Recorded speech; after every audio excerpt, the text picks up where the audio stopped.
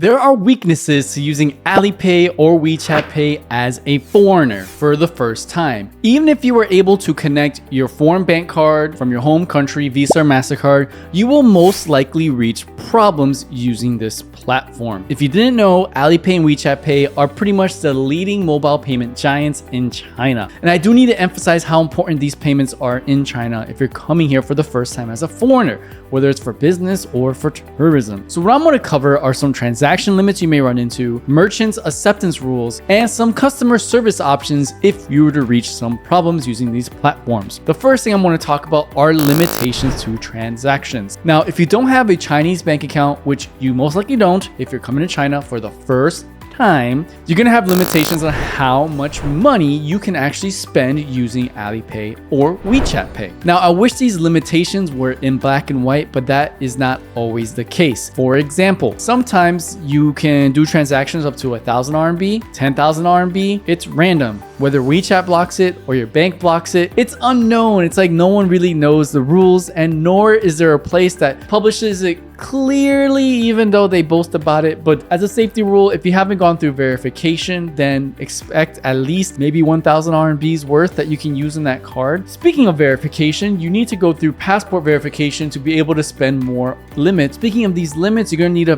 verify your passport information, whether on Alipay or on WeChat Pay. Regardless, you may be able to get through the system and get your card linked, but you may run into issues when it comes to payment if you have not put your passport information inside the system. So just remember, when using these for the first time, you will reach small limitations. To have most of the limitations removed, you would either have to go through the full passport verification process or get a Chinese bank account, which is really hard if you're a tourist and it might cost you a lot of money to do and it's not really worth it. Or you can get a Chinese bank account, which is really expensive to do if you're a tourist, or you can only get it if you have like a residence permit or you're here with on a spousal visa, something like this. That's not a tourist visa. Business visa may even be tough without proper paperwork. Just be aware of that. The second limitation you may run into are merchants requiring Visa and MasterCard to be accepted. Now let me show you a story. We were taking out some clients in the city of Guangzhou, in the city center, and they were hungry. They just wanted something very quick to eat. So we went to the nearest McDonald's, right? Yes, they have McDonald's here for you guys never been in China. And in this McDonald's, I'm like, okay, this is a chain restaurant in the middle of the city of Guangzhou,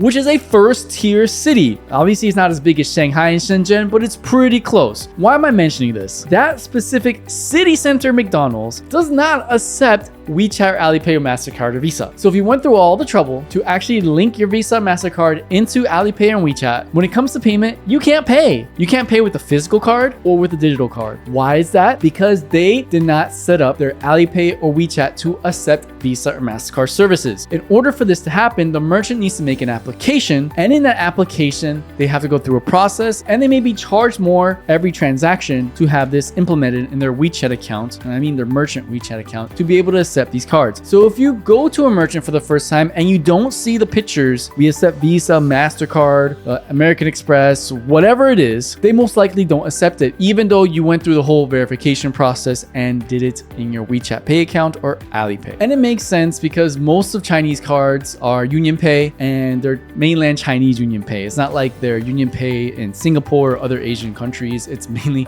mainland Chinese Union Pay. Different systems, I know, right? So there's going to be some issues with that. So if I were you, if you want to reach your best chances of success, if you run into this problem, you can sign up for an Alipay tour card, which is essentially an extension of Alipay to be able to make these payments in Chinese yuan, and you just pretty much top up your fake bank account. They give you a pseudo bank account, and from there you can go ahead and pay the merchant in Chinese yuan. WeChat does not offer this option for topping up in Chinese yuan, only Alipay tour card. So that's something that I would look for. Or when right before you're paying the merchants, go ahead and look for the sign that says Visa, MasterCard, even if they're using a WeChat Pay QR code or an Alipay QR code. Now, the last thing that I'm going to cover are customer service options if you were to reach problems using WeChat Pay or Alipay. First, using Alipay is really simple. They have a hotline, which I'll put up here. They have an email, and you can also contact them via customer service inside the Alipay app. You just go to Me, then you click on the little customer customer service icon, and you keep on asking for a customer representative, and just keep on playing with it until you get a human being. By the way, you can only do this during Chinese business hours. It won't work outside of Chinese business hours, and you'll finally get it. If you're using the Alipay tour card, you can also use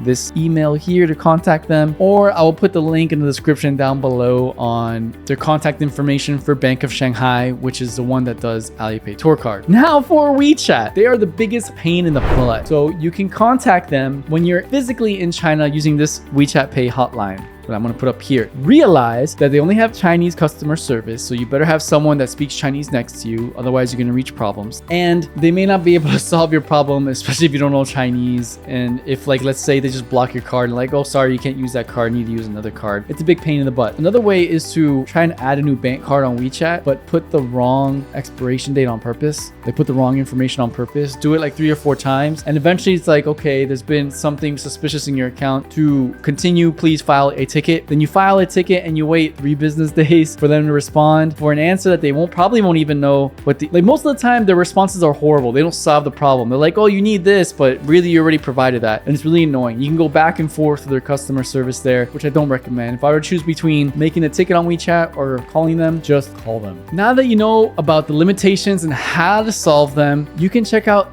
these 2 videos on exactly how to sign up for an Alipay tour card or link your foreign bank card to either Alipay or WeChat Pay if you're coming to China for the first time.